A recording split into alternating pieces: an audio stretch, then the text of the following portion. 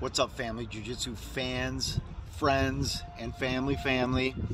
Theo Chino, head professor of the Family Jiu-Jitsu Academy, with another episode of White Belt Encounters. Dun dun dun!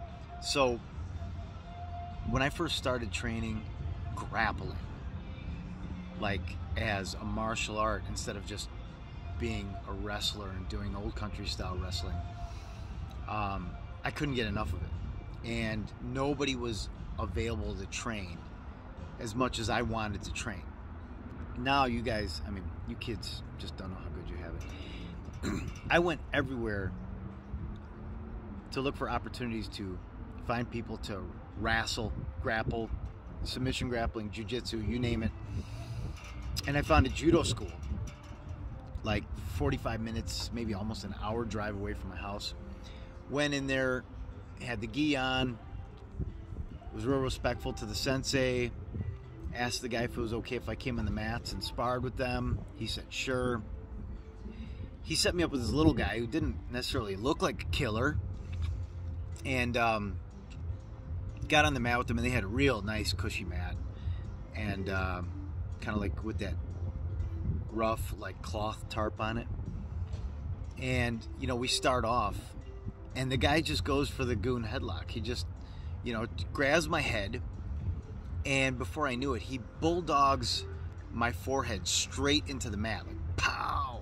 And I think that mat probably still has a huge like divot or hole or impression in it from my skull. I mean, I thought about it afterwards, and like if that were a fight on the concrete, the city would probably be making me pay for like a new section of sidewalk or whatever, because I cracked the concrete open with my head. But I really hit the ground hard, and what I didn't do was do the proper slapping technique with the outside arm. Now after we hit the mat, no big deal. It was definitely, it would have been catastrophic if there was not a mat there. But we hit the ground, tucked my chin, took his back, threw the hooks in, and just like did it to him over and over and over again, because the only thing he knew was the goon headlock and that almost kind of like a modified hip toss attempt that didn't work, but just kind of like just the bulldog slam into the ground. So and I take his back and throw the hooks in, and I look at his sensei like, you know, is it okay to do a little bit of this right now? And he'd be like, yeah, sure.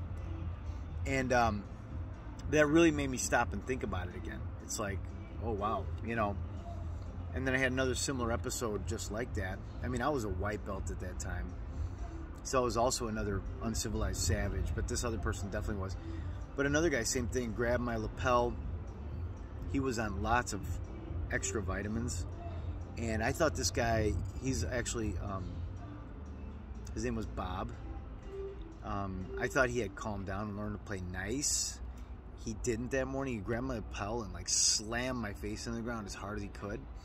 And instead of slapping with the whole forearm and the palm, I basically planted my hand, and my whole shoulder felt like it popped out.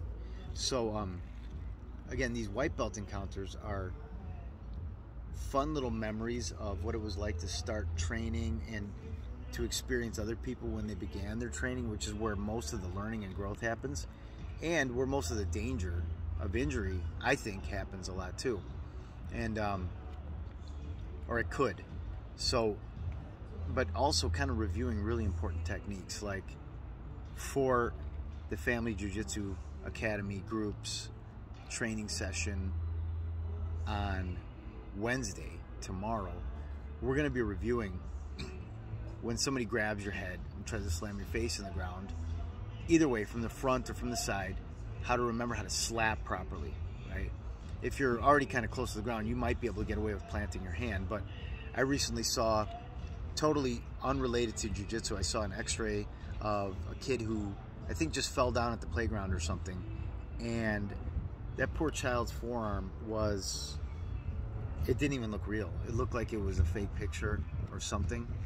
So everybody says, oh, you know, I don't like jiu-jitsu, I don't like getting sweaty with people, I don't like, you know, fighting, I'm never gonna fight anybody, I'll just let them beat me up and cry. You know what, you might slip on the ice or just slip and fall. and you learn how not to hit your head and die. So jiu-jitsu is not just about fighting and being a tough warrior person. It's about just learning how to keep yourself healthy and safe. So feel free to call or text 630-205-2466. I'm Theo Chino, head professor of the Family Jiu-Jitsu Academy. Again, call or text 630-205-2466 to find out about private sessions and group classes. Ciao for now.